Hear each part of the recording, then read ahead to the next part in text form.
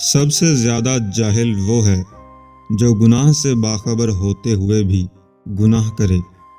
جو تمہیں دوست رکھتا ہے وہ تمہیں برائی سے بھی روکے گا، اور جو تمہیں دشمن رکھے گا وہ تمہیں برائی پر ابھارے گا۔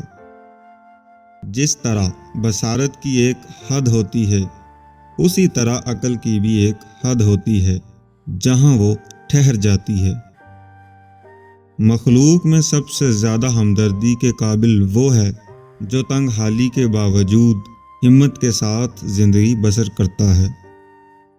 چونکہ جاہل کو اس بات کا یقین ہوتا ہے کہ وہ عالم ہے، اس لیے وہ کسی کی بات نہیں مانتا۔ سخاوت دنیا اور آخرت کے عیبوں کو ڈھانپ دیتی ہے۔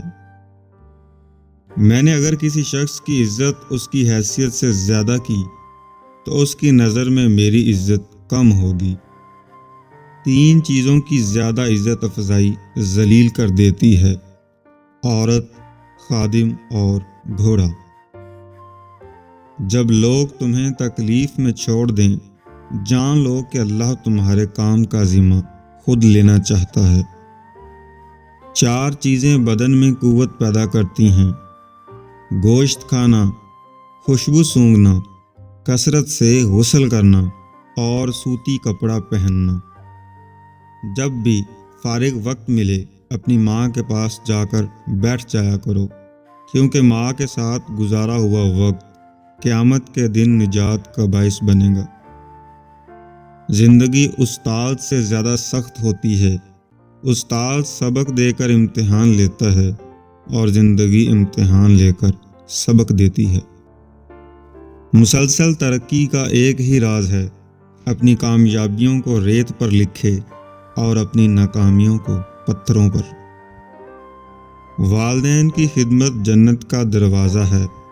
خوش نصیب لوگ اس دروازے کو زندگی میں اور بد نصیب ان کی موت کے بعد ڈھونڈنے کی کوشش کرتے ہیں۔ لوگوں کی باتیں پتھروں کی طرح ہیں، ان کو پیٹھ پر لادو گے تو پیٹھ ٹوٹ جائے گی۔ ان کو قدموں تلے ایک برج بنا لو تو ان پر چڑھ کر بلند ہوتے جاؤ گے۔